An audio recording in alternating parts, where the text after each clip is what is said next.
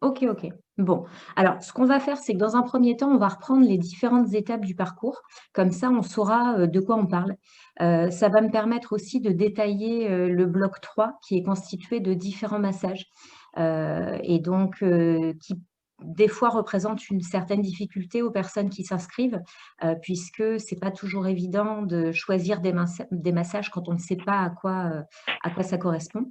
Et puis ensuite, on parlera en effet du détail d'organisation des modules, du calendrier qui est en effet, arrêté et qui est, téléchargeable dans le plan pédagogique. Là, le plan pédagogique a été modifié, récemment de façon à intégrer justement le nouveau calendrier et le nouveau déroulement, hein. Les pages sont régulièrement mises à jour, on va dire. Mais après le contenu, global de la formation ne change pas, fondamentalement. Donc voilà. Alors la première chose, je pense que tout le monde a eu l'occasion, de regarder le contenu du cursus professionnel. Vu que je me suis, organisée, ah tiens, on a une nouvelle venue. Bonjour Céline. Bon, on vous laisse arriver tranquillement. On vient juste de commencer. Oui, donc comme je disais, si vous avez la possibilité d'ouvrir la page du cursus professionnel, ça vous permettra de suivre visuellement de quoi je parle. Donc le cursus professionnel, c'est une formation qui s'adresse à des personnes qui ont comme projet de s'installer en tant que professionnels. Si l'objectif c'est uniquement de suivre des formations pour soi, c'est uniquement de développer des compétences pour soi et peut-être dans un deuxième temps, se professionnaliser. Mais s'il n'y a pas de projet professionnel, établi, dans ce cas-là, je vous dirais qu'à la limite, le cursus professionnel ne répondra pas entièrement à vos attentes. Pourquoi est-ce que je dis ça? Parce que, on a toute une première partie avec 3 blocs de pratique, mais on a aussi toute une seconde partie avec 2 blocs théoriques, un bloc de biologie, hein, pour comprendre le corps humain, le fonctionnement. Donc ça peut encore être intéressant, même si on n'a pas d'objectif professionnel. Mais ensuite, on a le bloc 5 qui est vraiment un accompagnement à la mise en place du projet professionnel. Donc si vous n'avez pas d'objectif, d'installation, je dirais que au niveau du bloc 5, vous allez vous retrouver dans des choses qui ne vont pas vous intéresser et au niveau du bloc 4, peut-être que ce ne sera pas exactement ce que vous êtes venu chercher. Donc là, du coup, voilà, c'est une chose à considérer. D'autant plus que, comme Virginie l'a expliqué, on a tout à fait la possibilité de venir à l'école pour suivre des modules à la carte. Et si ces modules font partie du cursus professionnel, on a la possibilité, si un jour on change de projet, à ce moment-là, de venir s'inscrire au cursus professionnel et on retirera du cursus professionnel non seulement les formations que vous avez déjà validées, mais aussi évidemment les coûts de formation que vous aurez déjà versés, hein. Donc ça, par rapport à ça, il faut être, je pense, relativement à l'aise avec le fait que si vous avez envie dans un premier temps de rejoindre l'école pour suivre une formation, ne serait-ce que pour voir comment ça se passe, pour voir si les méthodes d'apprentissage vous conviennent, pour voir si l'environnement correspond à vos attentes, c'est tout à fait possible. Donc, dans ce cas-là, moi, en général, ce que je conseille, c'est de s'inscrire à la formation initiale sur table, qui est une formation de 2 jours, qui permet d'acquérir les bases du massage bien-être, qui est une formation complète en soi, puisqu'on apprend un massage complet, mais évidemment qui ne suffira pas en termes de compétences pour développer une pratique professionnelle du massage bien-être, hein. Si c'est vrai que c'est pas toujours évident pour moi, de vous expliquer les tenants, les aboutissants, de pourquoi en 2 formations, par exemple, on n'est pas apte à être professionnel. Mais si vous êtes amené à faire 2 formations, vous verrez qu'en effet, dès qu'on commence à rentrer un petit peu dans le cœur du métier, c'est là qu'on se rend compte de toutes les facettes finalement, et de toutes les compétences dont on a besoin, puisque en fonction de la personne qu'on aura en face de nous, on ne peut pas prévoir à l'avance de quelle approche, sera intéressante pour répondre aux besoins de la personne, hein. Donc c'est pour ça qu'on a autant d'approches différentes et en fait, à chaque fois qu'on va apprendre un massage différent, L'objectif, c'est pas tant d'apprendre une technique, que d'apprendre des compétences, hein. Donc dans le massage sur table, dans la formation initiale sur table qui fait partie du bloc 1, on apprend les bases du massage, les postures, les déplacements. Il y a toute une méthode qui a été créée, que moi j'ai développée dans un premier temps pour ma pratique et qu'ensuite j'ai développée dans un modèle d'apprentissage pour vraiment apprendre des techniques du massage qui nous permettent de pratiquer en étant bien, c'est-à-dire sans se blesser, sans se fatiguer, même si c'est pas un objectif en soi. Quand on est professionnel et qu'on nous propose de faire une journée complète de massage, c'est important de savoir faire, hein. Ça n'arrive pas tous les jours, mais si une fois de temps en temps, on a l'opportunité, moi ça m'arrive moins maintenant parce que j'ai moins le temps, mais ça m'arrivait à l'époque d'aller, par exemple dans des châteaux, faire des journées entières d'intervention pour des événements. Ça reste des contrats qui sont intéressants. Donc c'est important de savoir le faire. Et pour savoir faire ça, et puis même pour savoir, pratiquer, on va dire, de façon, cohérente, on a besoin d'avoir une méthode pour avoir de bonnes postures. Les bonnes postures, ça nous permet de nous préserver, ça nous permet de continuer à pratiquer longtemps, mais ça vous permettra aussi d'avoir une pratique plus efficace, hein. Souvent, on a tendance à penser que le massage, c'est quelque chose qui demande de la force. On a tendance même des fois à penser que le massage, ça se fait plutôt avec les bras, les épaules, les mains. Moi, des fois, on me dit: «Mais à masser comme ça pendant plusieurs heures d'affilée, tu as pas mal aux mains?» Alors non, les mains, c'est vraiment le dernier endroit où on a mal, dans un massage. On pourra demander à Virginie qui a eu déjà l'occasion de suivre des formations. On le sent plus dans les jambes, on le sent plus, dans les fesses, dans les abdos, mais plus on monte en haut du corps et moins finalement on utilise, nos muscles, hein. Et ça va se mettre en place par une pratique avec de bonnes postures et ça va se mettre en place, et je vais reprendre, c'est important de le mettre en place parce qu'à partir du moment où vous êtes détendu dans votre pratique, vous allez pouvoir développer votre ressenti et le ressenti, c'est ce qui sera important quand vous voudrez adapter la pression aux besoins de la personne, quand vous voudrez faire un massage très appuyé, faire un massage très pointu, répondre à des besoins très spécifiques au niveau physique, mais aussi au niveau émotionnel, puisque le massage prend en compte toutes ces sphères-là. Et donc voilà, on pose ces bases-là en formation initiale et ensuite on continue à développer évidemment ces techniques et ces pratiques dans toutes les autres formations. Dans le bloc 1, vous allez retrouver aussi le massage californien et le massage suédois.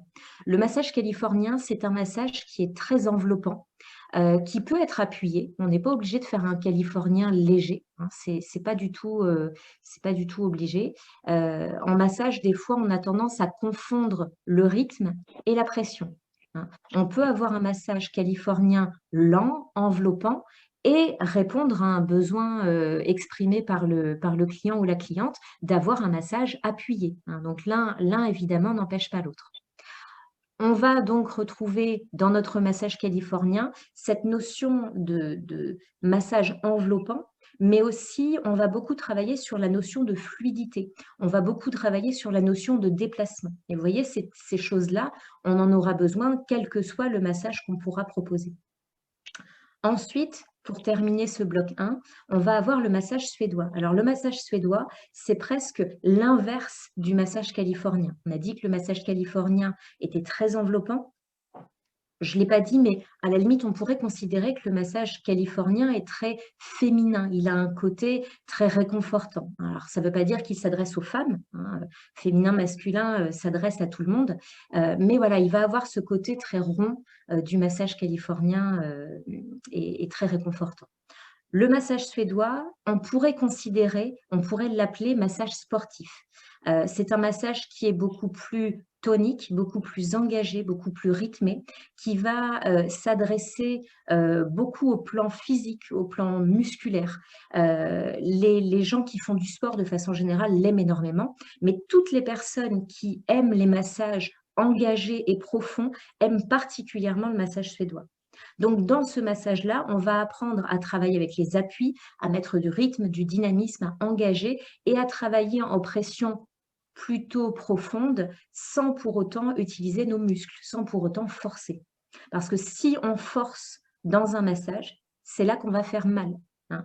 Et c'est ça qui est hyper intéressant, et ça, on en parle beaucoup dans le bloc 2, c'est que plus on veut travailler en profondeur, et plus c'est important pour la personne qui fait le massage d'être détendue, hein. La détente du praticien est indispensable et on va dire même déterminante dans la qualité du massage.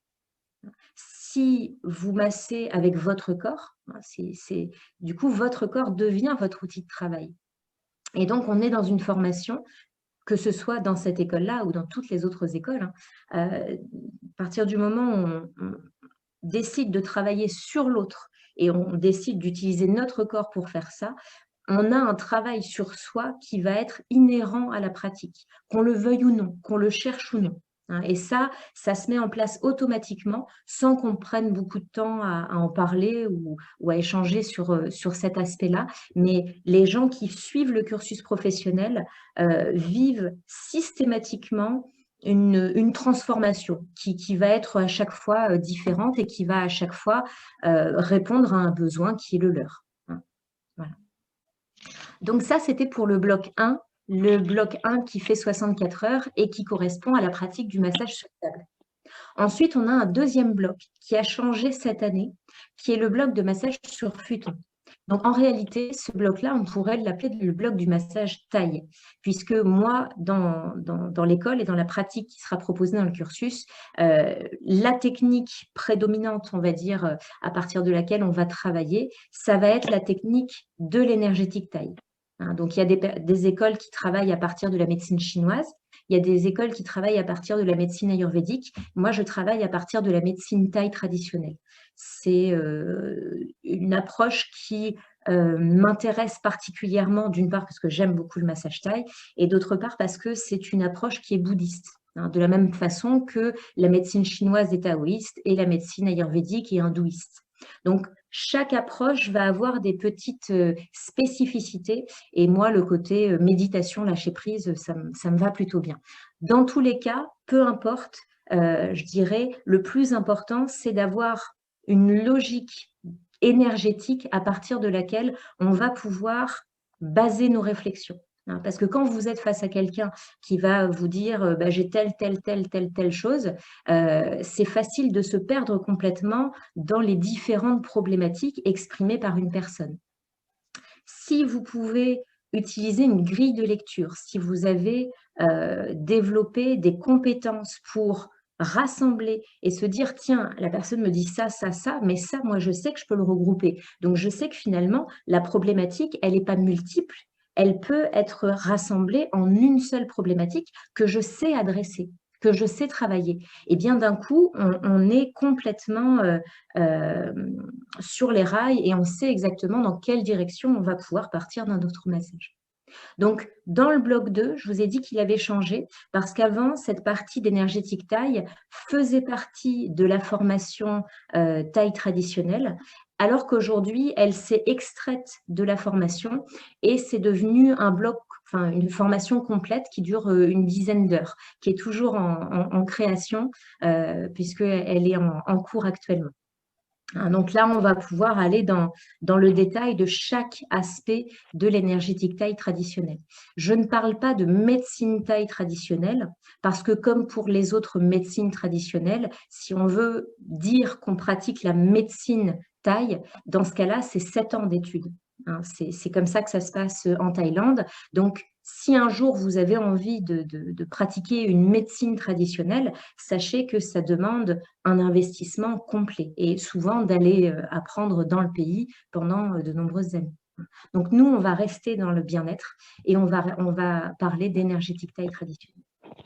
Dans ce bloc, vous avez aussi retrouvé la formation taille traditionnelle avec 2 modules de 3 jours, hein, qui vont permettre d'apprendre à travailler sur le dos, sur le côté, sur le ventre et assis. Ça, c'est intéressant parce que ça veut dire que dans l'absolu, vous pourrez vous adapter à toutes les configurations, à toutes les situations pour proposer un massage. Si vous avez votre table de massage, vous pouvez faire plein de techniques. Si vous n'avez pas votre table de massage, vous pouvez allonger la personne au sol. Vous pouvez lui demander de s'asseoir, hein, simplement sur un coussin et ça marche aussi, vous savez faire. Ça veut dire aussi que vous pouvez adapter les techniques à un lit médicalisé. Hein. Et donc ça, c'est intéressant parce qu'il y a des personnes aussi qui ont cette démarche de travailler dans une approche, enfin, on va dire d'utiliser le massage bien-être pour complémenter une pratique qui va s'adresser à des personnes qui peut-être sont malades ou des personnes qui sont âgées ou des personnes qui souffrent de handicap. Hein. Donc là, il n'y a personne qui s'est présenté en me disant que c'était l'objectif, que c'était le projet, mais c'est tout à fait possible, évidemment.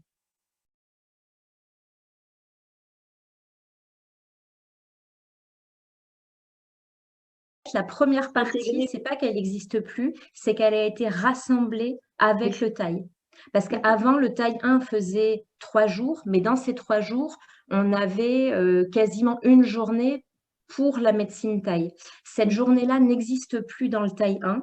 Elle a été enlevée. Donc, dans le taille, en fait, on peut échanger sur la médecine taille. Et c'est ça aussi qui est intéressant, c'est que maintenant, quand vous arrivez au taille, vous avez déjà vu l'énergétique taille.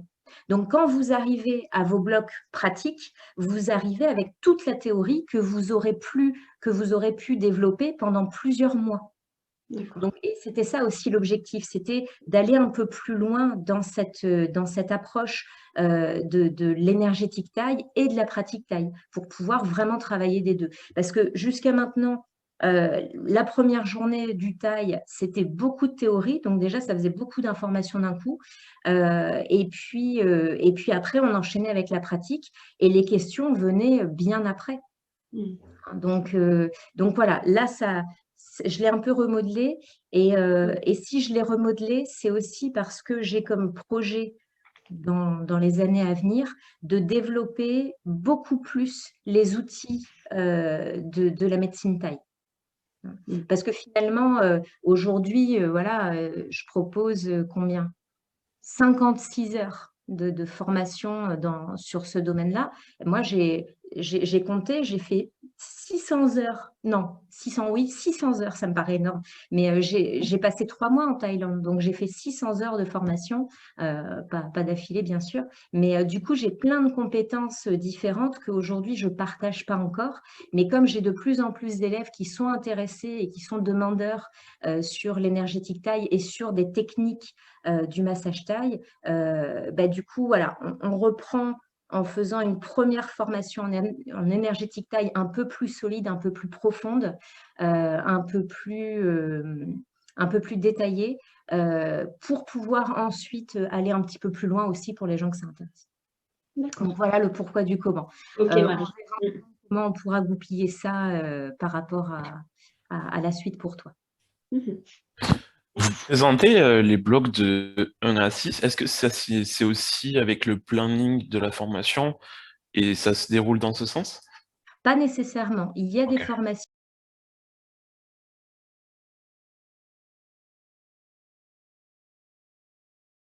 qui sera important de suivre dans l'ordre. Par exemple, c'est important de faire le taille 1 avant le taille 2.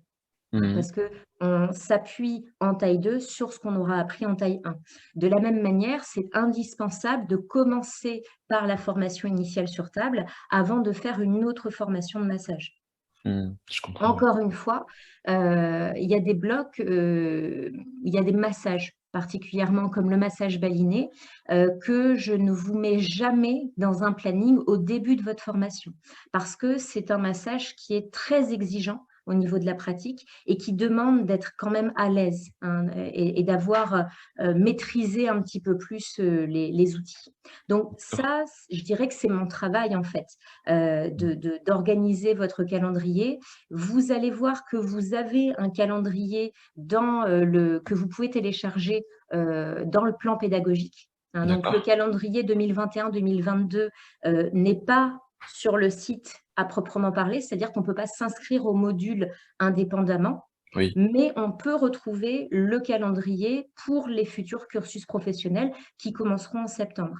D'accord. Si cette année, je fais différemment, c'est surtout pour que les personnes qui commencent en septembre soient sûres d'avoir leur place. C'est-à-dire que je proposerai de s'inscrire à des modules à la carte à partir du moment où les gens du cursus professionnel se seront positionnés.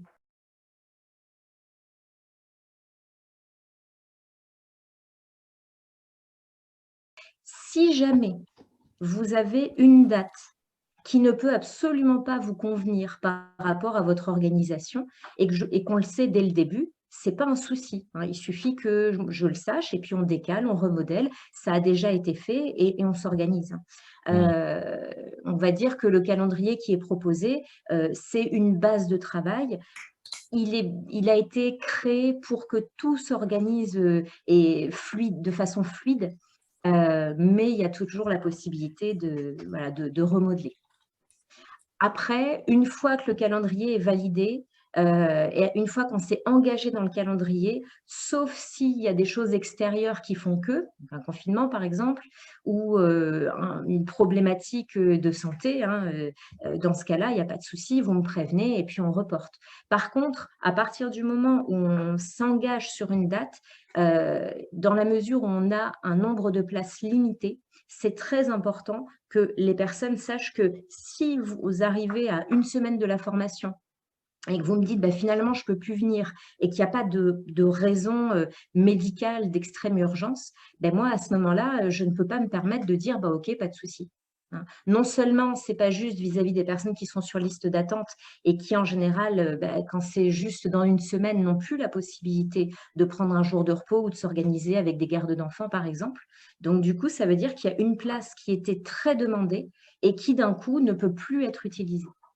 Donc, pour limiter ce genre de problématique, je suis devenue assez stricte par rapport à cette règle-là. Et puis aussi parce que moi, à un moment donné, si je veux pouvoir faire tourner l'école, il faut que je puisse être sûre que si j'ai une formation complète, elle le soit vraiment.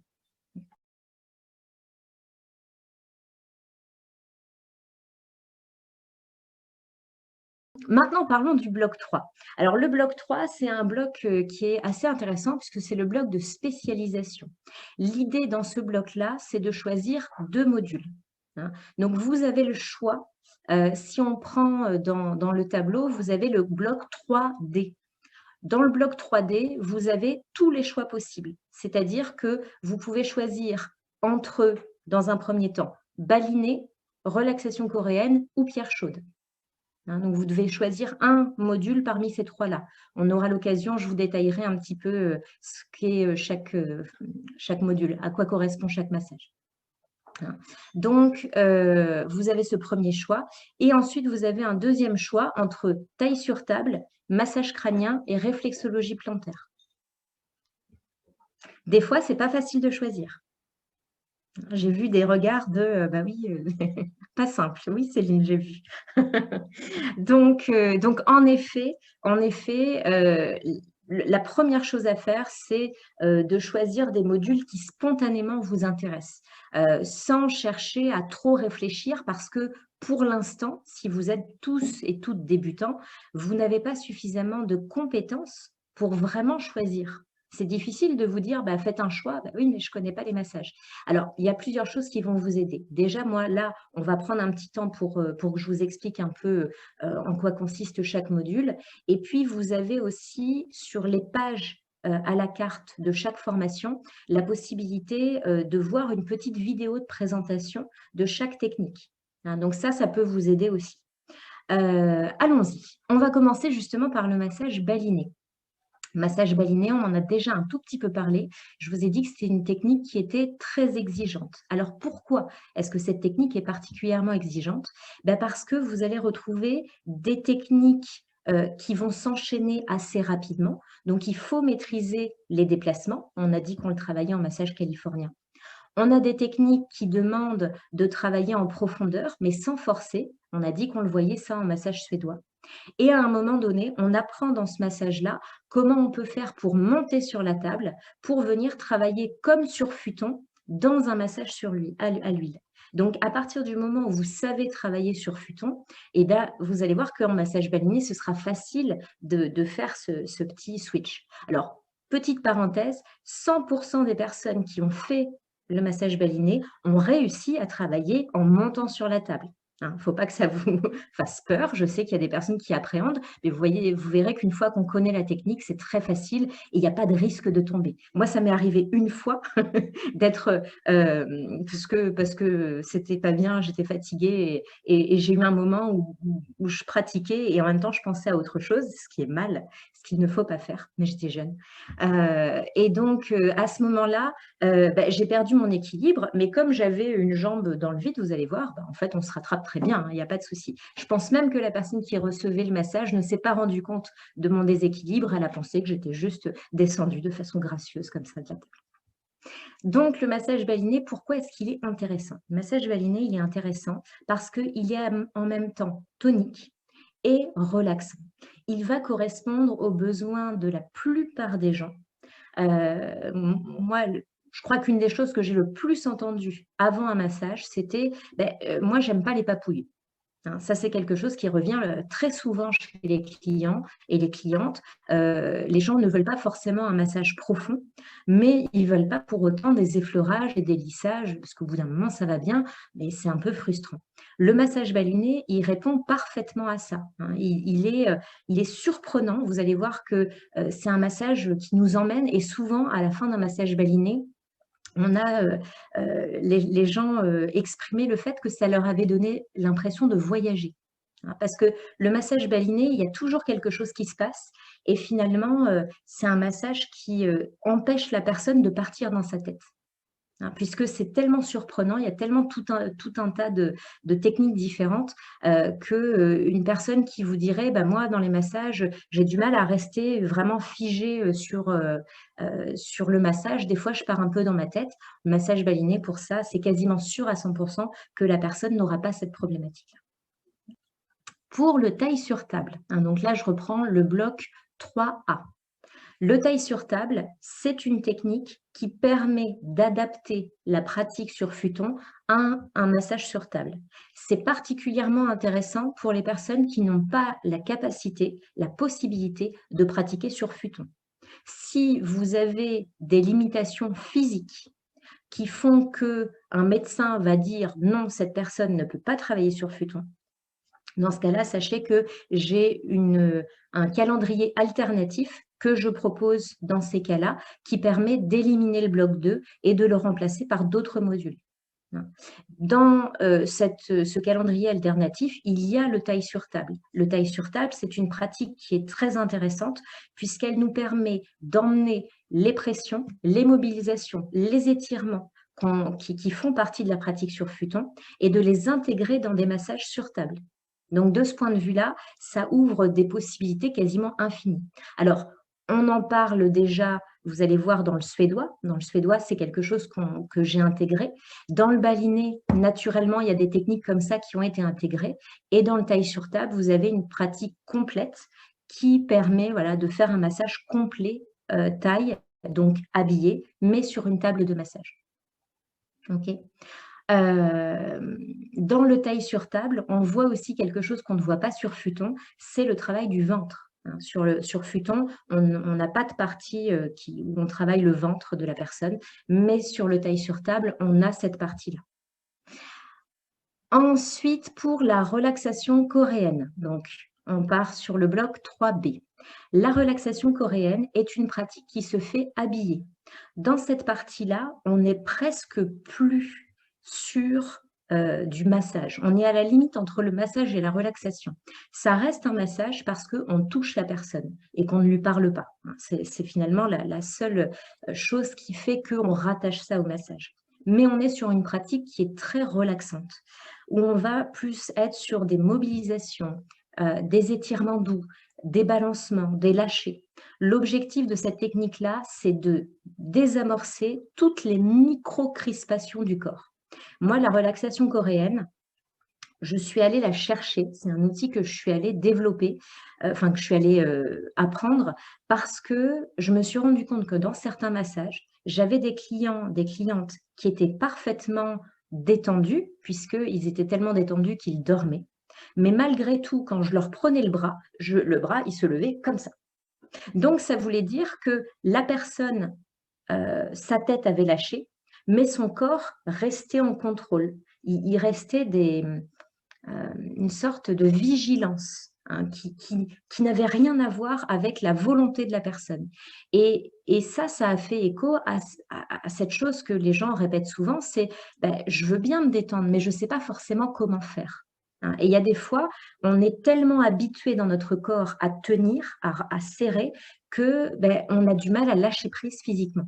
Et la relaxation coréenne, ça permet ça. La relaxation coréenne, ça permet de lâcher physiquement et toutes les micro-crispations qui nous empêchent de nous détendre complètement. C'est une très belle pratique qui s'attache au souffle, qui va vraiment être fixée sur la respiration de la personne. Et pour la personne qui fait, c'est très relaxant aussi. C'est un peu comme une pratique méditative finalement. La relaxation coréenne, moi, c'est une technique que j'adore faire. Toujours dans cette même logique de chercher à vraiment lâcher prise, on va parler du massage crânien. Le massage crânien, pareil, c'est un petit peu un de mes chouchous. Alors après, c'est difficile parce qu'au final, je n'enseigne aucune technique que je n'aime pas. Et Virginie rigole beaucoup parce qu'elle sait qu'à chaque fois, je dis « moi j'adore cette technique ». Donc le massage crânien, c'est le massage qui permet, c'est le bouton off. Hein. Des fois, quand on a envie de débrancher le cerveau, et ben c'est ça le massage crânien. Massage crânien, l'objectif, c'est de prendre une personne qui est dans son rythme, hein, et qui est des fois dans un rythme un petit peu speed et qui aimerait bien lâcher sa tête et qui a peut-être des tensions dans les trapèzes, dans la nuque, dans les épaules, dans la tête, etc. Et puis peut-être une personne qui dort pas très bien ou alors une personne qui a beaucoup travaillé et qui prépare une présentation ou un examen ou une personne qui prépare une compétition. Hein. C'est une très très bonne technique de préparation mentale, le massage crânien. En gros, l'idée, c'est d'aider la personne petit à petit à ralentir et puis finir par la partie vraiment tête où on lâche complètement la tête. Et normalement, quand on ressort, on flotte. Voilà. Le massage crânien, c'est un massage complet. Hein. Souvent, quand on entend massage crânien, on se dit que ça va être juste un massage de la tête, alors qu'en réalité, c'est un protocole d'1 heure qui commence par un massage du dos, puisque dans le dos, vous avez les trapèzes, et que si vous reprenez une visualisation des trapèzes, en fait, ce n'est pas juste au-dessus là, hein. Les trapèzes, ça s'insère jusqu'en dessous de la cage thoracique. Donc, finalement, on va travailler tout ce qui est accroché à la tête. Donc, on commence par un massage du dos, parce qu'en général, quand on est stressé, on en a plein le dos, on aime se faire masser le dos, donc on commence par ça. Ensuite, on demande à la personne de se retourner et là, on va faire toute une partie qui est magnifique où on aide la personne à se déposer. Donc, en fait, on va déposer ses jambes pour pas que les pieds soient comme ça, mais qu'ils soient bien ouverts sur le côté. On va repositionner le bassin, on va repositionner le bas du dos, on va repositionner les omoplates, on va repositionner la nuque, de façon à ce que là, la personne soit complètement déposée dans le matelas. Et on commence cette deuxième partie de protocole. On va travailler les épaules, les trapèzes, la nuque, le cuir chevelu et on terminera par le visage.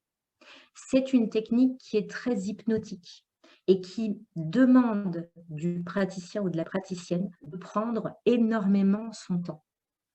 C'est un massage, si on est speed, en 40 minutes, c'est fait.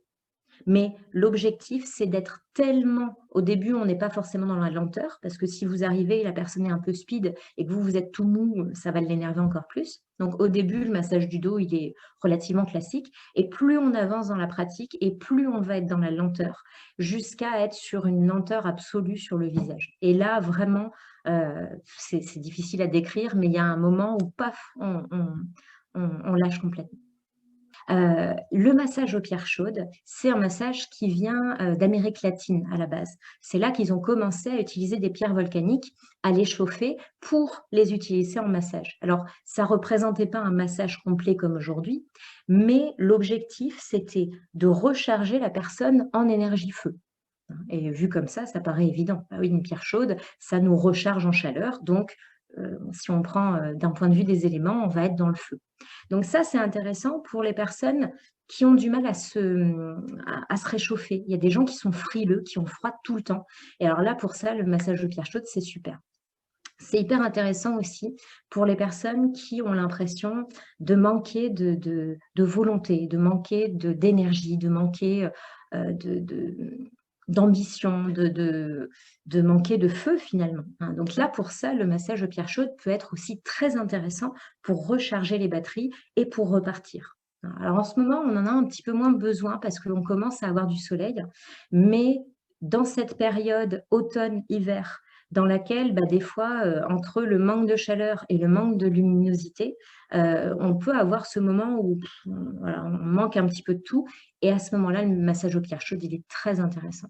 Alors la dernière option, la dernière raison pour laquelle c'est un massage qui est intéressant, c'est que la chaleur va permettre de détendre la fibre musculaire.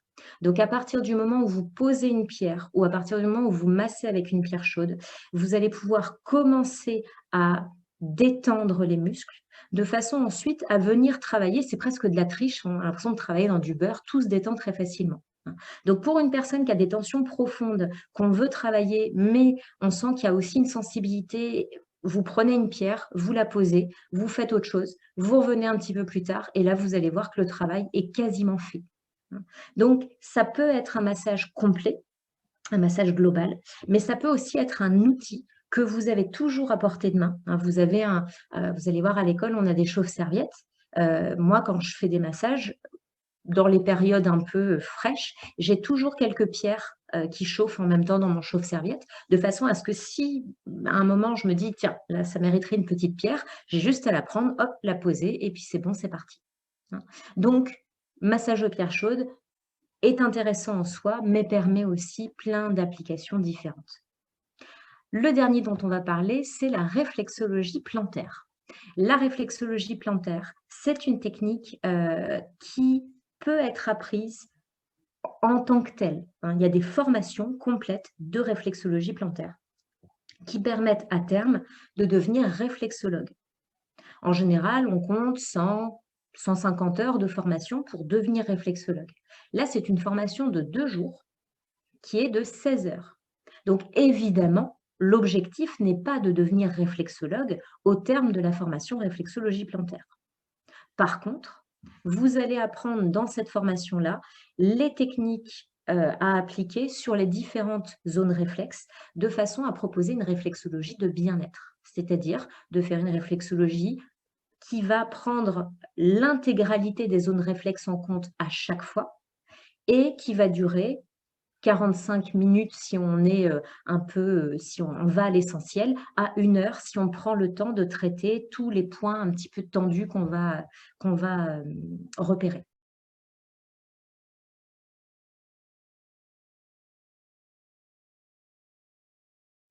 Dans les modules théoriques, vous avez 2 blocs. Tous les modules théoriques ont été passés en e-learning et ça a commencé déjà il y a 3 ans. La raison pour laquelle c'est passé en e-learning, c'est tout simplement parce qu'avant, la biologie s'était fait sur, allez, on va dire 3 jours, parce qu'on avait anatomie, physiologie, pathologie. Les gens repartaient déjà au bout de la première journée avec une tête comme ça. L'après-midi, je perdais tout le monde et c'était des formations qui étaient pas simples parce que dans les formations, j'ai des gens qui n'ont pas fait de biologie depuis la 3e et j'ai des gens qui sont infirmières, aides-soignantes ou des choses comme ça. Donc, des niveaux de compétences et des niveaux de connaissances complètement différents. Ce qui faisait des groupes qui n'étaient pas du tout homogènes, avec des gens qui s'ennuyaient un peu, qui auraient aimé qu'on aille un peu plus dans le détail et qu'on aille un peu plus dans le spécifique, et d'autres à côté qui étaient déjà complètement perdus. Donc, pour éviter ce genre de choses, j'ai tout dématérialisé. Comme ça, vous allez à votre rythme. La physiologie, vous avez 2 mois pour la valider. L'anatomie, c'est 1 mois et la pathologie, c'est 1 mois. Au terme de la pathologie, on a un visio de 2 heures pour corriger le livret que je vous aurais donné au début de la pathologie. Donc, quand on fait la pathologie, je ne vous donne pas toutes les réponses. Je vous laisse un peu réfléchir par vous-même. Et à ce moment-là, vous remplissez vos tableaux. Et dans le visio qu'on fait ensemble, on corrige. Et là, on discute un petit peu du pourquoi, du comment.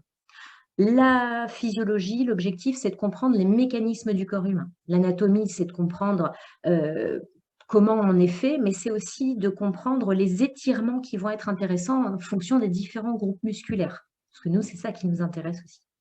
La pathologie, c'est de comprendre les problématiques qu'on peut rencontrer chez nos clients Il y a des pathologies qui font qu'on ne pourra pas masser. Il y a des pathologies qui ne sont pas du tout une contre-indication. Si vous avez un problème de cœur, par exemple, je vous dirais qu'à la limite, le massage, ça peut être intéressant. Ça peut être intéressant pour se détendre, pour lâcher prise, etc. Mais par contre, pour une personne qui a une problématique cardiaque, on ne fera pas n'importe quoi. Par exemple, le suédois, ce ne sera peut-être pas une bonne idée. Donc, l'objectif de la pathologie, c'est pas de vous faire apprendre ça on fait, ça on ne fait pas, c'est de vous permettre, à force de réfléchir par vous-même, à avoir la logique qui veut que, oui, évidemment, pour telle personne, on pourra faire ça, ça, ça, et pour telle personne, il faudra éviter ça et ça et ça. Là, pour l'instant, c'est un petit peu abstrait, mais vous verrez que finalement, quand on arrive à la fin de la pathologie, quand on fait le visio, c'est là que moi, je vois que, oui, il y a une logique qui se prend. Et à la fin de la visio, normalement, vous avez la logique. Parce que finalement, vous allez voir que ça se recoupe et je fais en sorte que vous ayez vu l'énergétique taille avant la physiologie, la pathologie, de façon à ce qu'on puisse, dans la pathologie, parler de ce qu'on a vu en physiologie, mais aussi de ce qu'on a vu en énergétique taille, de façon à comprendre de quel élément est-ce qu'on parle quand on parle de telle problématique. Et donc, à partir du moment où on a fait le lien avec les éléments, vous allez voir que les précautions à prendre deviennent évidentes. Ça ne veut pas dire qu'on sait tout.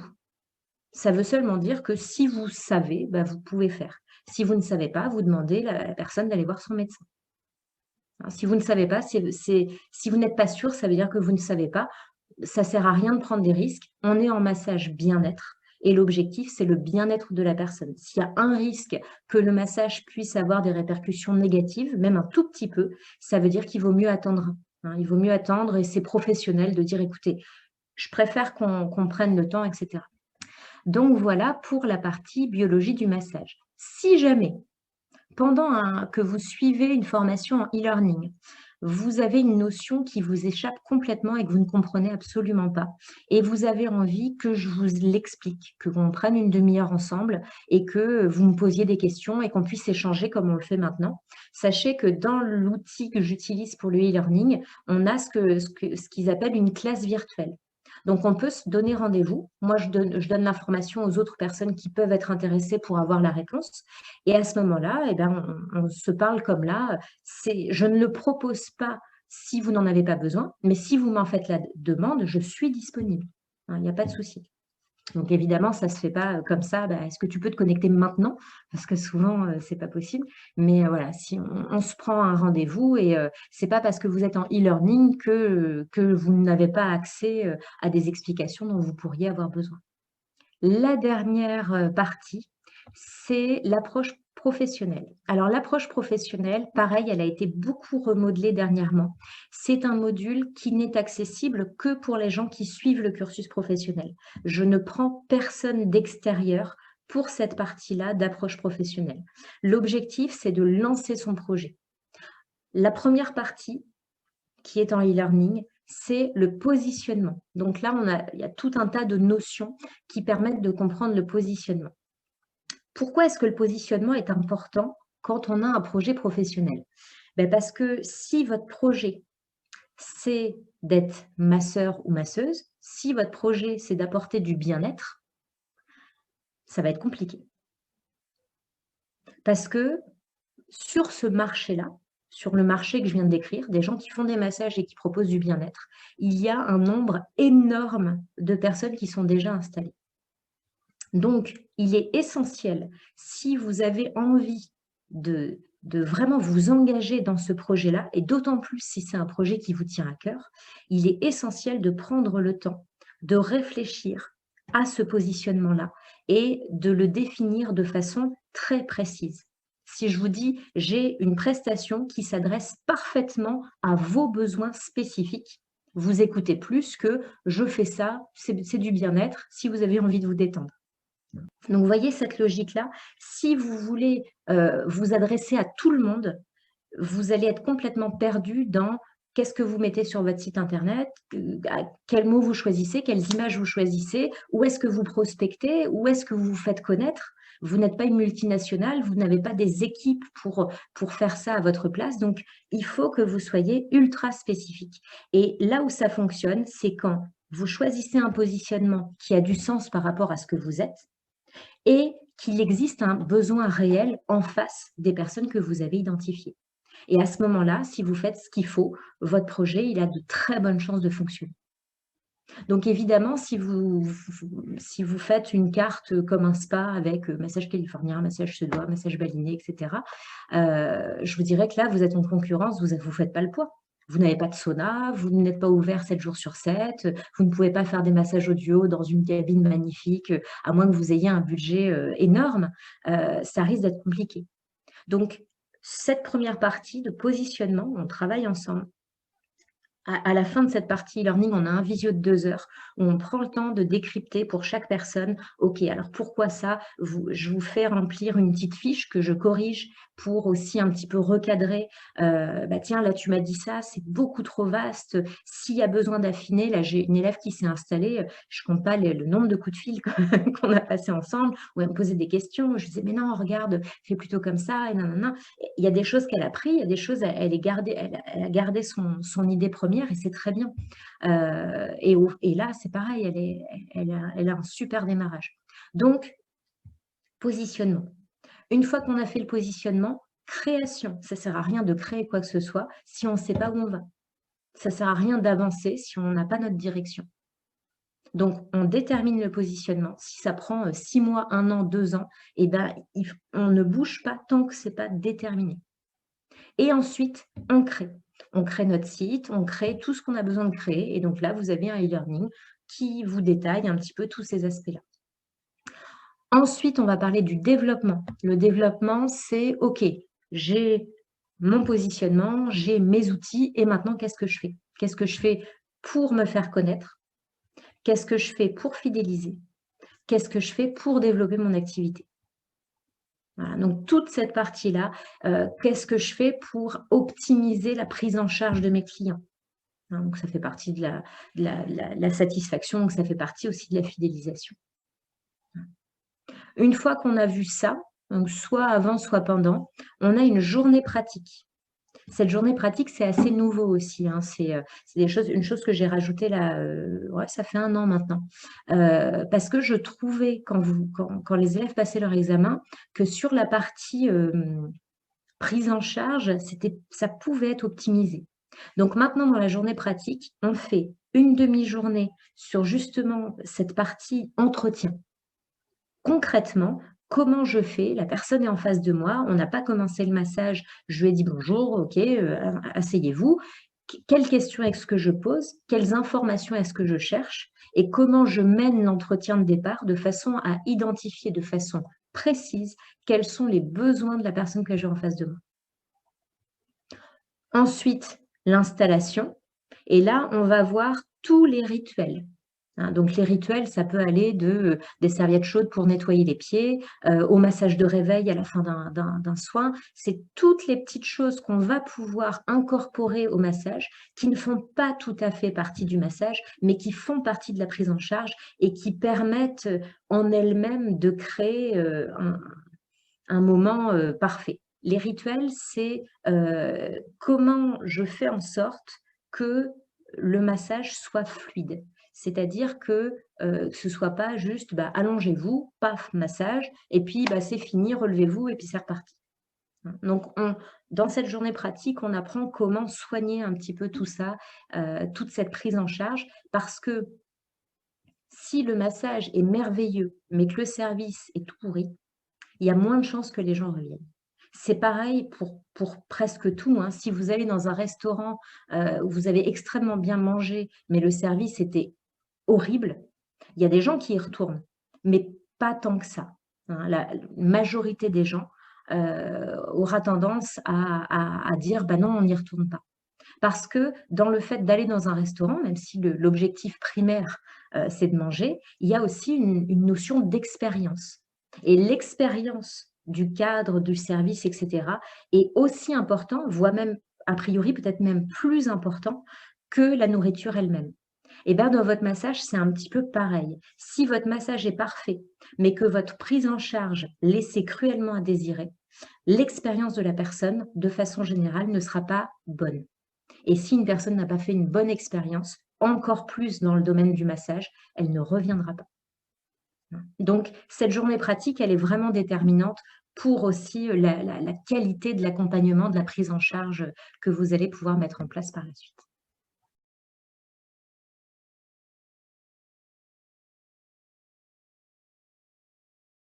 Tout à fait. C'est quelque chose d'assez courant que des élèves reviennent par la suite pour faire un deuxième module ou un troisième. En termes de calendrier, moi, je fais attention à ce qu'il n'y ait pas 2 modules à suivre dans le même mois.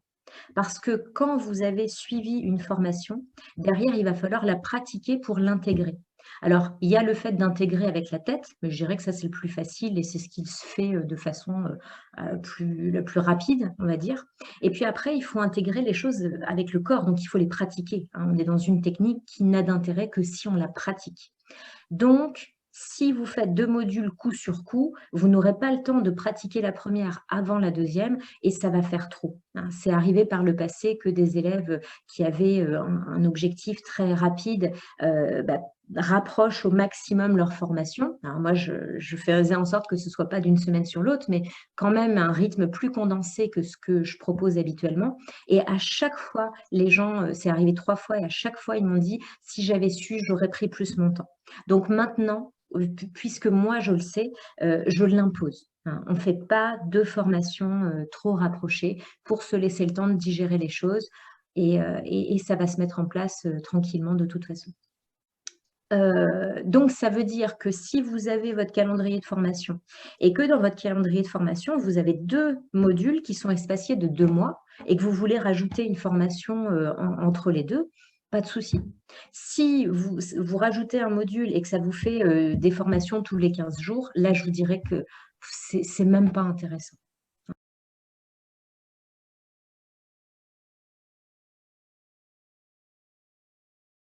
Si vous faites une formation de 2 jours, vous devrez faire 10 massages. Si vous faites une formation de 3 jours, vous devrez faire 15 massages sur des modèles autour de vous, que vous connaissez dans un premier temps, puis peut-être des gens que vous connaissez moins dans un second temps. Et c'est ça qui va vous permettre de pratiquer et d'intégrer les techniques. C'est ça aussi, et ça on va dire que c'est collatéral, mais c'est hyper important, qui va vous permettre de vous faire connaître en tant que masseur ou masseuse. Donc les gens autour de vous et puis peut-être ensuite des cercles un peu plus lointains commencent à s'intéresser, commencent en tout cas à savoir que vous faites ça. Et puis le jour où vous installez, non seulement les gens ne sont pas surpris, mais en plus, ils se disent: «Ah bah, dis donc, depuis le temps qu'elle ou il fait ça, dis donc, ça dure longtemps, ta formation, ça doit être sérieux». Souvent, c'est ça qu'on a. Les gens, et je mets un grand les gens, allez, je fais une grande généralisation, ont tendance à ne pas aimer trop les changements. Donc, s'ils vous connaissent comme telle personne fleuriste et que du jour au lendemain, ils vous connaissent, vous arrivez en disant: «Maintenant, je fais des massages», dans leur tête, ils vont dire: «Non, non, non, toi, tu es fleuriste, toi, tu ne fais pas des massages». Et ça va leur prendre un certain temps avant d'intégrer et avant d'accepter que maintenant vous faites des massages et que vous n'êtes plus fleuriste, hein. Donc le fait de développer cette pratique-là, c'est essentiel pour votre pratique et en plus, ça vous fait gagner 1 an, voire même un peu plus, de travail de fond, hein, par rapport à votre entourage qui est quand même susceptible de vous recommander, de vous envoyer du monde, de vous prendre des chèques cadeaux, choses comme ça.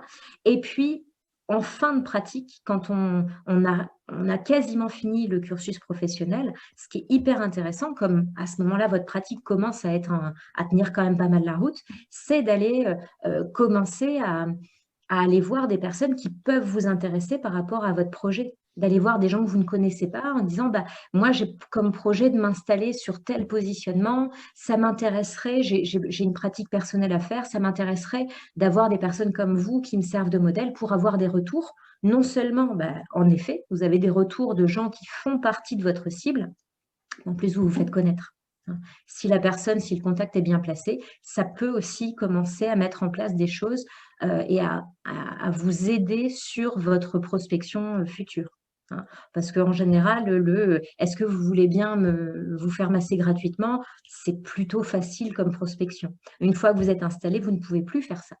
Hein, c'est compliqué. Il ne faut pas se brader. Une fois qu'on est installé, on est installé et il y a un prix. Et c'est celui-là, on l'a déterminé pour pouvoir vivre de notre activité. Et c'est important que ce soit cadré.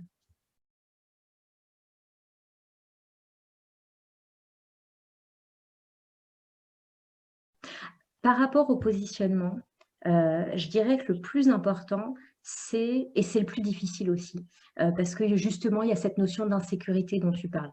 On n'a pas Oui. envie de se planter, on a envie de réussir notre projet. Souvent, ça tient à cœur, donc c'est pas rien, quoi.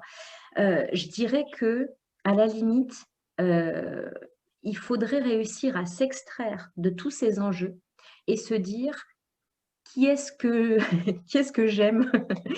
À qui est-ce que j'ai envie d'apporter quelque chose? À quel profil est-ce que je sens qu'il y a, ça a du sens? À quelle, personne j'ai envie de m'adresser? C'est qui les clients que j'ai envie d'avoir? Voilà, c'est ça qui est intéressant. C'est qui le profil de la personne que tu as envie d'avoir en face de toi? Tu vois? Moi, je fais la même chose avec mes élèves. Qui est-ce que j'ai envie d'avoir comme élève? Moi, j'ai envie d'avoir des personnes qui sont intéressées, j'ai envie d'avoir des personnes qui n'arrivent pas en partant du principe qu'elles savent déjà, parce que sinon, moi, je ne peux pas travailler. J'ai envie d'avoir des personnes qui sont moteurs de leur formation. Tu vois, tout ça, ça m'intéresse. Et donc, les choix que je fais vont aussi dans ce sens-là, pour que quand j'arrive à mes formations, eh ben, je sois contente d'être là et qu'il y ait une dynamique de groupe qui me plaise. Et du coup, c'est plus facile de travailler dans ces conditions-là. Donc, essaye de voir avec quelle clientèle tu as envie de travailler. Et qu'est-ce que tu as à leur apporter? Pourquoi est-ce que tu as envie de travailler avec elles? Qu'est-ce qui te touche chez ces gens-là?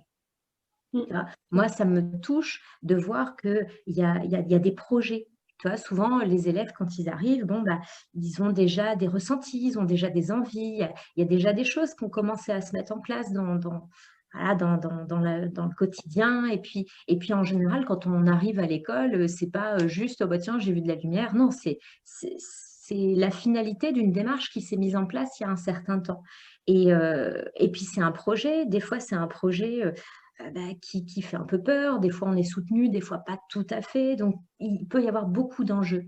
Et moi, j'aime cet élan de prise de risque. Je trouve que c'est extrêmement courageux de dire qu'un jour, on va sortir de notre zone de confort et qu'on va aller dans un domaine qu'on maîtrise pas encore et qu'on va développer une activité à partir de ça. C'est beaucoup de challenges et moi, je trouve que je suis contente de pouvoir accompagner sur ça. Ça me plaît vraiment.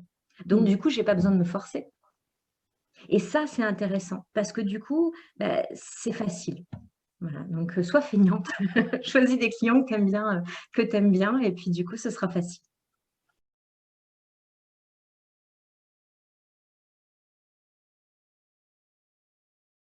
Il va y avoir les formats vendredi, samedi ou vendredi, samedi, dimanche. Hein, souvent, jusqu'à maintenant, c'était ça. J'ai de plus en plus de gens qui me demandent des formations semaine parce que les gardes d'enfants, parce que voilà, c'est plus facile de prendre sur le temps de travail que sur le temps de famille, et pourquoi pas. Donc, en fait, je vais garder les deux. Je vais avoir les deux. Donc, il y aura des sessions qui seront vendredi, samedi, dimanche. Et d'autres sessions qui seront peut-être plus à partir de janvier sur des jeudi, vendredi ou vendredi, samedi. Il y aura ces deux possibilités-là pour pouvoir permettre à tout le monde finalement. J'ai de plus en plus de professionnels aussi qui veulent se former et eux, du coup, une formation professionnelle, ça se fait en général pendant le temps de travail.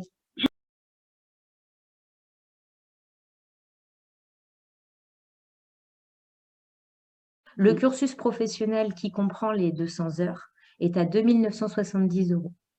Oui. Les personnes qui sont en autofinancement règlent 590 € d'art à l'inscription et ensuite elles versent 10% de ce qui reste, c'est-à-dire 238 € tous les mois, ou les mois où elles ont une formation, si la formation est un petit peu plus étendue que sur un an. Par contre, pour Virginie, par exemple, qui a déjà suivi des modules et qui a déjà payé des modules, le jour où elle me dit, allez, c'est parti, on part sur un cursus professionnel, on va faire le point de tout ce qu'elle a payé, On va prendre le coût du cursus professionnel, donc 1 970 €. Je prends les modules qui font partie du cursus. Ça lui a fait peut-être, je ne sais pas, 1 600 € et on soustrait.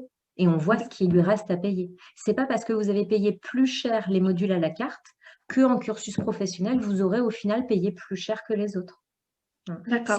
L'objectif, ce n'est pas de vous dire soit vous vous engagez dès maintenant, soit vous payez plus cher. L'objectif, c'est de vous laisser la liberté de pouvoir déjà tremper le pied pour prendre la température de l'eau, voir si ça vous plaît vraiment, voir si l'idée que vous vous êtes fait correspond à la réalité, parce qu'il y a l'idée de faire des massages et puis le fait d'en développer une activité, des fois c'est différent aussi, hein.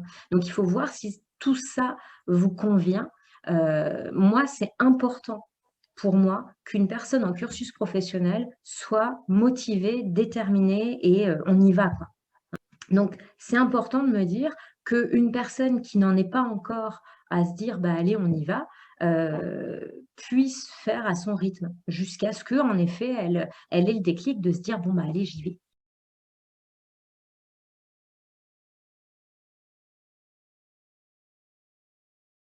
Si vous n'avez pas fait de formation depuis très longtemps et que vous revenez, à ce moment-là, moi, ce que j'observe, c'est qu'il y a eu quand même une déperdition. Surtout si entre-temps, vous n'avez pas beaucoup pratiqué. Donc après, je dirais que je me vois difficilement dire à quelqu'un: «Non, ça fait trop longtemps», parce que c'est pas ma démarche. Maintenant, il faut que ce soit cohérent d'un point de vue pédagogique pour vous aussi. Et si j'aime bien ce rythme de 1 module par mois, c'est que, d'un mois à l'autre, on construit et si la personne fait bien son travail derrière, ça avance, ça progresse. Alors que si on part chez soi et puis bon, des fois on peut pratiquer, des fois on ne pratique pas, on revient 6 mois après, il y a beaucoup de choses qui étaient acquises, qu'on avait bien, enfin il y avait des choses qui s'étaient bien imbriquées la fois d'avant, qui ont été perdues et ça c'est dommage. Ça c'est dommage. Des fois il y a des déclics, il faut pouvoir continuer à travailler à partir de ça. Donc je dirais que, je ne vais pas vous empêcher parce que je sais que des fois la vie fait que, par contre, la réflexion, elle est plutôt à faire par rapport à vous, par rapport à vos objectifs et par rapport à cette notion d'arriver à un point où on est à l'aise dans sa pratique.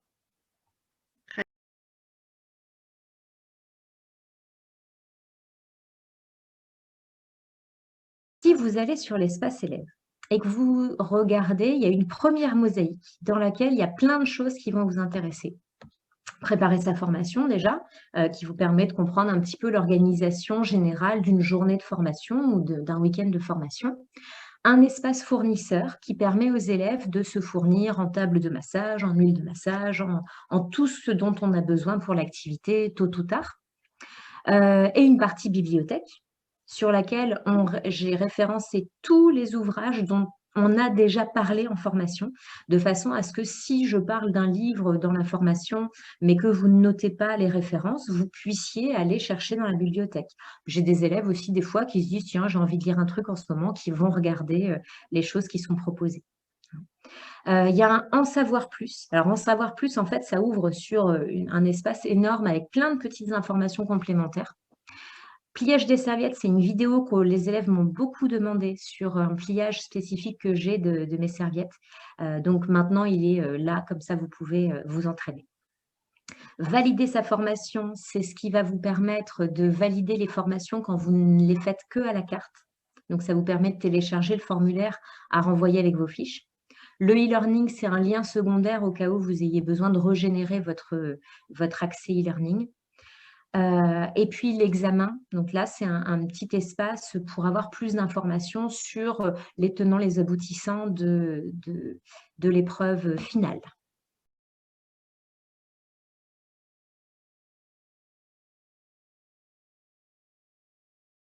Quand vous aurez fait la formation initiale sur table, par exemple, je vous donnerai à la fin de la formation le mot de passe pour accéder à la vidéo complète du protocole, avec des plans larges et des plans serrés. Donc, les plans larges pour les postures, les plans serrés pour les manœuvres. En l'occurrence, dans la formation initiale, il y a aussi un entraînement aux postures. Hein, donc, il y a toute une vidéo d'entraînement aux postures. Et puis, des fois, dans certaines formations, je montre des techniques en plus. Et quand c'est comme ça, des fois, les élèves, je demande à un élève de me filmer et ensuite, je vous le mets dans la formation. Hein, comme ça, vous l'avez. Enfin, voilà. Il y a tout un tas d'informations. Et quand vous repartez d'une formation, vous avez votre livret, vous avez ce lien vers la vidéo, vous avez aussi un retour que je fais, hein, donc une sorte de bilan pédagogique que je vous fais individuellement. Puisque à la fin de la formation, vous allez refaire le protocole en intégralité. Et là, moi, je vais noter plein de conseils.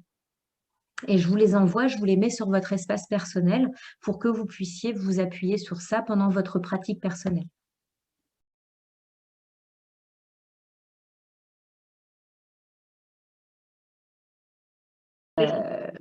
Parce que des fois, dans la pratique, on va avoir plusieurs facettes. Il peut y avoir le cœur de notre activité, c'est-à-dire, on a identifié un positionnement qui nous intéresse et qui nous permet de vivre. Parce que c'est important aussi. À un moment donné, si on ne peut pas vivre de son activité, au bout d'un moment, on est obligé d'arrêter. Donc, il est indispensable de mettre sur pied un projet qui nous permette de vivre et pas de survivre. Ça, c'est important, de bien faire payer nos massages au bon prix. Et de déterminer combien on doit en faire, de voir si c'est cohérent avant même de commencer. Ensuite, il peut y avoir une partie presque bénévole, finalement, où on va proposer des prestations à des personnes qui en ont besoin, mais qui, en tant que telles, ne nous permettraient pas de vivre. Donc, ça ne veut pas dire qu'on est obligé de le faire gratuitement, mais en tout cas, on sait que si on retourne dans nos frais, c'est déjà bien. En l'occurrence, une clientèle de personnes âgées, une clientèle, un public, on va dire, de personnes un peu malades, etc., ce n'est pas un public qui vous permettra de vivre de cette activité. Aujourd'hui, je peux le dire de façon presque arrêtée, puisque j'ai des élèves qui étaient extrêmement bien placés parce que infirmières, parce que aides-soignantes dans des EHPAD, etc., et qui n'ont pas réussi à mettre en place des projets comme cela, alors qu'elles sont ultra qualifiées et qu'elles étaient en place dans l'établissement. Et il n'y en a pas qu'une, il y en a plusieurs. Donc, et puis une personne qui est vraiment malade, sa priorité, c'est de se faire masser. Et ce n'est pas de se faire masser, c'est de se soigner. Alors on pourrait se dire, bah oui, mais le massage peut aider, etc., etc. Si on reprend les médecines traditionnelles, par exemple, si on reprend la médecine énergétique Thaï, eux, ils sont hyper clairs sur le fait que le massage, c'est quelque chose qu'on fait pour se maintenir en équilibre, pour garder un équilibre à peu près, puisque l'équilibre parfait en médecine thaï, ça n'existe pas, ou alors pour se reconstruire.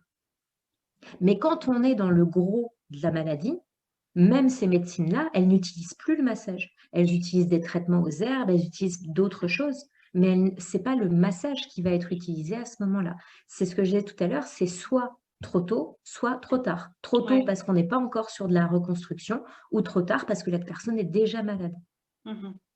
Donc, oui, le massage est intéressant, mais il ne va pas être une réponse pour toutes les situations.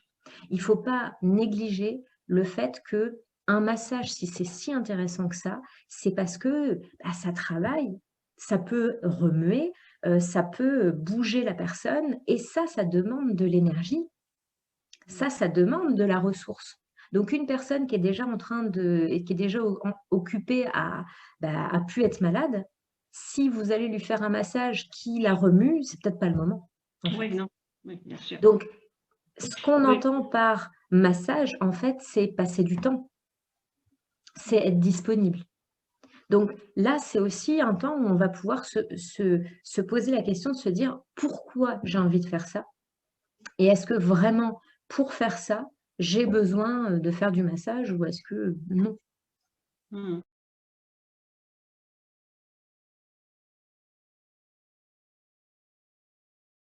Alors, aujourd'hui, on peut dire masseur ou masseuse. Parce que le terme massage, qui était jusqu'à il y a quelque temps, entre guillemets, réservé à l'usage des kinés, qui ne l'était pas vraiment parce que il y avait un espèce de vide juridique qui permettait voilà, de créer un flou artistique.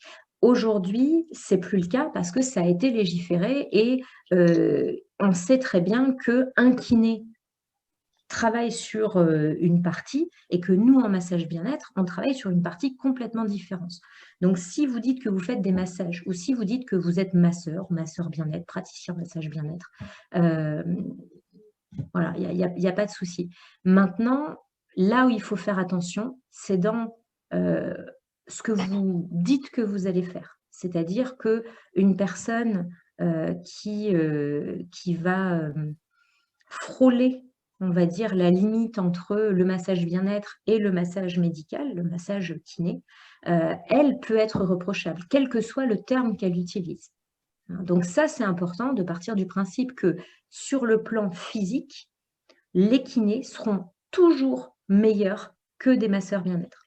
C'est heureusement, je dirais. Heureusement, évidemment, un kiné, un ostéo, des professionnels de pratiques médicales seront toujours meilleurs que nous. Donc, à partir du moment où on reçoit quelqu'un qui a une problématique physique qui a été vue par un kiné ou par un ostéo, moi, je pars du principe que la problématique, l'origine, elle ne peut pas être physique. Sinon, le kiné ou l'ostéo aurait fait le nécessaire.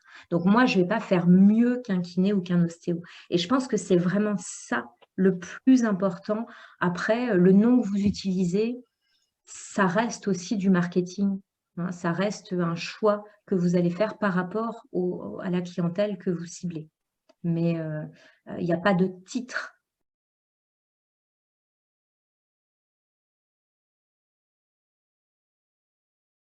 C'est vrai que ça, c'est compliqué. Si l'objectif, c'est d'avoir un financement CPF, c'est sûr à 100% aujourd'hui, ce n'était pas le cas il y a 6 mois, mais aujourd'hui, c'est sûr à 100% que ce ne sera pas possible au sein de l'école. Moi, j'ai des personnes qui ont des financements d'entreprise et j'ai des professionnels qui ont des financements OPCO, mais sur des reconversions, c'est que de l'autofinancement. Maintenant, je dirais que dans la région, je ne connais même pas. Moi, il y avait une école qui s'était rapprochée de moi, mais le programme ne m'intéressait pas plus que ça. Je ne trouvais pas particulièrement... Enfin, ça ne m'intéressait pas de changer complètement ma manière de travailler, parce que l'objectif, avant d'avoir un financement, c'est quand même de faire aboutir un projet. Aujourd'hui, ce que je constate, c'est que comme il y a deux écoles qui ont réussi à faire passer au moment où c'était encore un peu faisable des titres RNCP, le coût des formations est tellement énorme que les gens qui ont un financement CPF se retrouvent à autofinancer quasiment le prix de ma formation. La plupart des élèves qui viennent en formation autofinancent leur formation. Je sais que ce n'est pas forcément évident. En même temps, moi, ça a été aussi ce que j'ai dû faire pour moi. Donc, je sais que c'est faisable aussi. Voilà.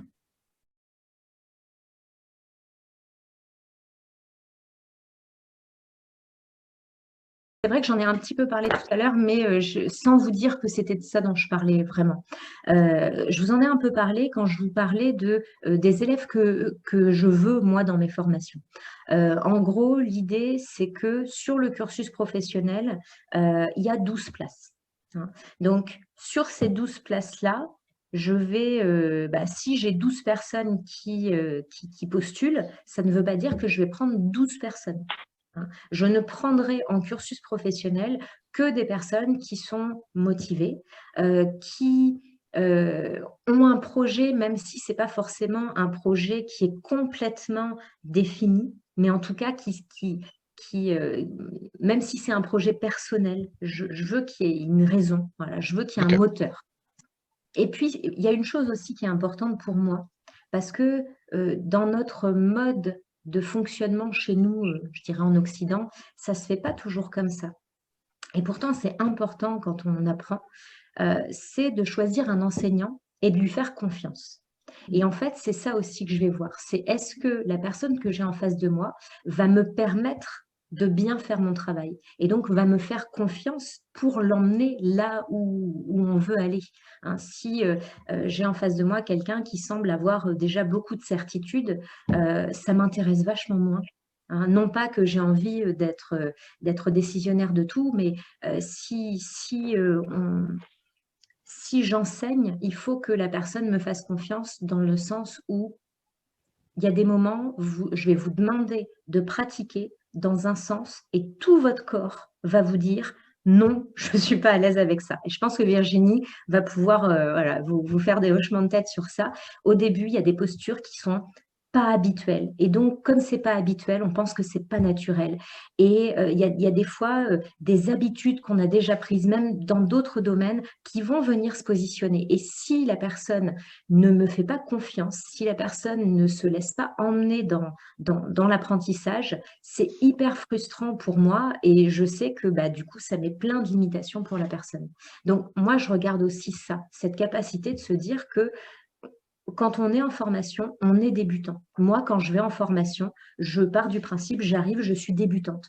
L'enseignant peut me dire ce qu'il veut, je vais faire, dans la mesure du raisonnable, ce que l'enseignant va me demander de faire, même si je ne trouve pas que c'est logique par rapport à ce que j'ai l'habitude de faire. Ça, en Asie, en Thaïlande en tout cas, c'est quelque chose de très important. Si vous ne faites pas confiance aux enseignants, ils ne viennent jamais vous voir. Si vous remettez en question systématiquement ce que disent les enseignants, ils ne viennent plus vous donner de conseils. Et d'une certaine façon, bah, je trouve que c'est intéressant. Je trouve que c'est intéressant. Donc voilà, il va y avoir ça aussi. Et puis après, il y aura vous. Hein, il y aura votre choix aussi hein, de faire la formation. Sachez que on commence toujours la formation par une formation initiale sur table et qu'au terme de cette formation-là, vous avez la possibilité de changer d'avis. Hein, ça va dans les deux sens. Je trouve que c'est important que toutes les personnes qui sont au cursus pro sont ravies, sont contentes d'être là, sont convaincues et voilà, sont là parce qu'elles sont convaincues. Donc, suite à la première formation, si vous vous dites bah, finalement, pour des raisons qui me sont propres ou parce que la formation ne correspond pas à mes attentes, j'arrête là, et ben vous payez votre formation initiale et on n'en parle plus. Voilà, donc il faut se choisir. Et je trouve que choisir ses élèves, c'est important, mais choisir son enseignant, c'est très important aussi. Si pour une raison ou pour une autre, il y a quelque chose qui fait que la confiance n'est pas en place, ça peut pas fonctionner.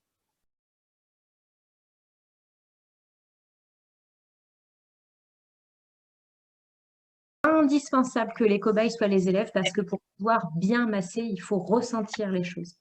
Donc, quand je dis qu'il y a 12 personnes, ça veut dire qu'il y a 6 tables. Donc, ça veut dire qu'un coup, vous ressentez et un coup, vous pratiquez.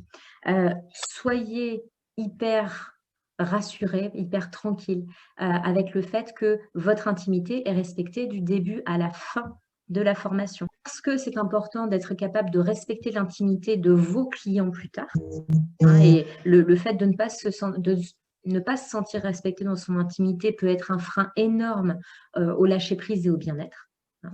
Donc, il y a tout un protocole pour le déshabillage et pour le rhabillage pour s'assurer que vous êtes respecté dans votre intimité. Quand il y a des groupes mixtes, et c'est de plus en plus le cas, les femmes vont se changer avant et puis ensuite les hommes vont se changer. Hein. Puis je demande au modèle féminin de respecter et de ne pas regarder, évidemment, quand les hommes se changent. Mais ça me semble évident aussi. Hein. Et puis quand on fait l'inverse, en général, quand même, j'ai observé que les hommes se rhabillaient un petit peu plus vite que les femmes. Donc je laisse les hommes se rhabiller avant et ensuite on laisse les femmes se rhabiller.